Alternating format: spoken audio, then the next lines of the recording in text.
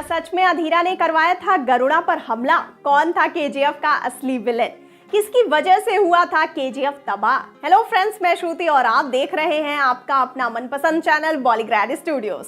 तो दोस्तों, video start करिए इससे पहले आपके लिए एक इम्पॉर्टेंट बात। अगर आप भी सिनेमा की दुनिया से जुड़ना चाहते हैं और काम करना चाहते हैं तो डिस्क्रिप्शन बॉक्स में दिए हुए इस जॉब लिंक पर क्लिक करिए और इस अपॉर्चुनिटी का भरपूर फायदा उठा लीजिए। तो दोस्तों, अब हम वापस आते हैं अपने टॉपिक पर। केजीएफ चैप्टर 2 में सबसे बड़ा विलन अधीरा को बताया गया है, लेकिन केजीएफ चैप्टर 2 में सबसे बड़ा विलन अधीरा नहीं था, कोई और ही था। और अगर रॉकी उसे पहचान लेता तो रॉकी और केजीएफ कभी खत्म नहीं होते। तो कौन है वो असली विलन केजीएफ का, हम आपको बताते हैं। लेकिन सबसे पहले जान लेते हैं कि अधीरा कौन था। आपको बता दें दोस्तों कि अधीरा सूर्यवर्धन का भाई और गरुड़ा का चाचा था। वो बहुत शक्तिशाली और निडर भी था और अधीरा का ऐसा बनने का कारण वाइकिंग्स थे, क्योंकि वो बचपन से ही वाइकिंग्स का फैन था। इसीलिए वो वाइकिंग्स कबीले की क्रूरता और नीति को अपना करके ताकतवर बन गया था और इसीलिए अधीरा का लुक भी वाइकिंग्स से ही इंस्पायर्ड था।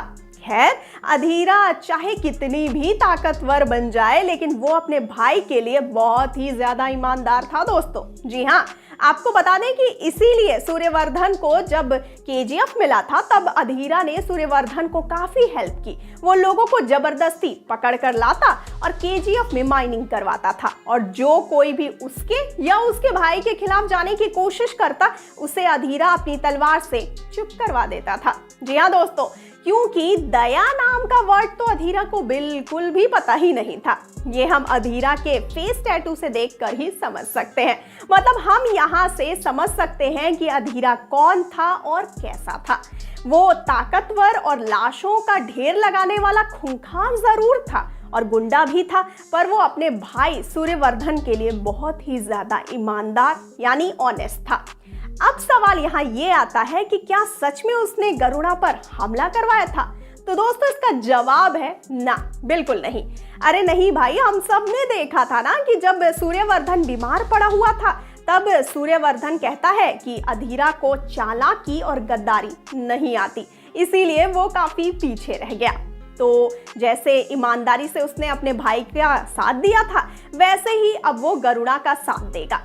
तो यहाँ अधीरा ने भी एक शब्द बोले बिना अपने भाई की बात चुपचाप मान ली। तो ऐसे कह सकते हैं कि वो अपने भाई के लिए बहुत ही ईमानदार था। तो कैसे वो अपने भाई को दिया वादा तोड़कर गरुड़ा पर हमला करेगा, बताओ? तो अब सवाल आता है कि कौन था जिसने गरुड़ा पर अटैक किया, और जब गरुड़ा ने अधीरा पर अटैक किया तो अधीरा वहां से कैसे बचा? तो देखो, जब से सूर्यवर्धन बीमार पड़ा था तब से एक पाखंडी चोरी चुपके अपनी चाल चल रहा था और किसी को भी इसकी खबर नहीं थी, और वो है गुरु पांड्यन। जी हाँ दोस्तों, हमने तो पहले ही कहा था कि ये भाई साहब भरोसे के बिल्कुल लायक नहीं है। सूर्यवर्धन गरुड़ा को केजीएफ का सिंहासन देते ही गुरु पांड्यन गरुड़ा के ऊपर अटैक करवा देता है और सारा इल्जाम अधीरा के ऊपर लगाता है, जबकि अधीरा को तो इस बात की खबर तक नहीं थी, कोई भनक ही नहीं थी इसको। और फिर गरुड़ा भी भड़का और उसने अधीरा के ऊपर हमला करवाया, और यहाँ पर गुरु पांड्यन ने वापस से अपनी चाल चलते हुए अधीरा को पहले ही कार से बाहर निकाल दिया। इसका मतलब आप समझ सकते हैं ना कि किसने करवाया था गरुड़ा पर हमला, और अधीरा अभी तक जिंदा आखिर कैसे था।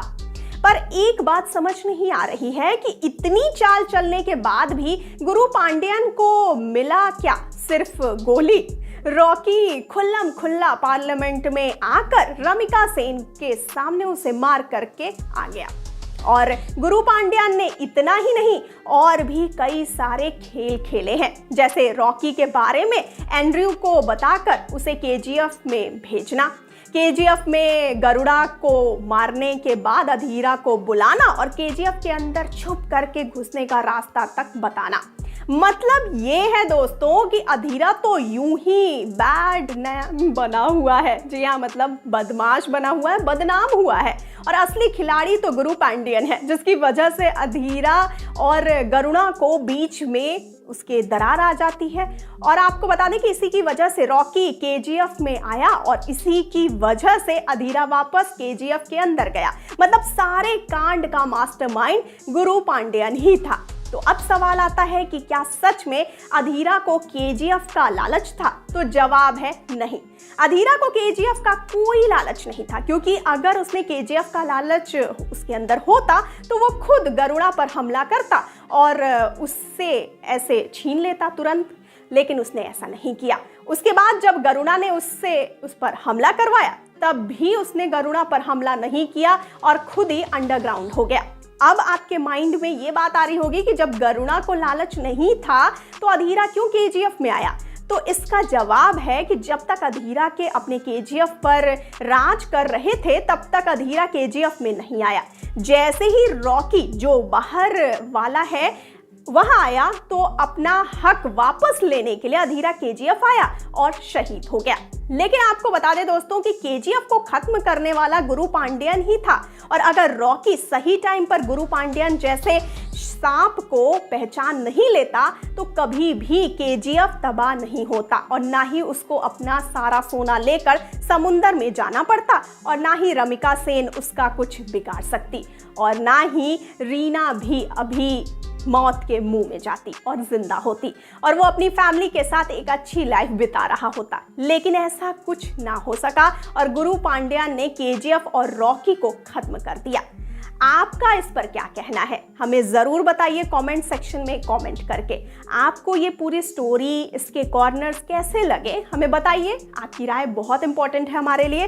और अगर आपको ये वीडियो पसंद आया हो तो प्लीज़ लाइक करिए, वीडियो को शेयर करिए अपने दोस्तों के साथ। और ऐसे ही मज़ेदार वीडियोज़ देखने के लिए बॉलीग्रैड यूट्यूब चैनल को सब्सक्राइब करना और बेल आइकन को प्रेस करना बिल्कुल ना भूलिए। आपसे मिलती हूँ मैं अब नेक्स्ट वीडियो में एक अच्छी सी स्टोरी के साथ। तब तक के लिए मुझे दीजिए इजाजत, लेकिन आप बने रहिए हमारे साथ। नमस्कार।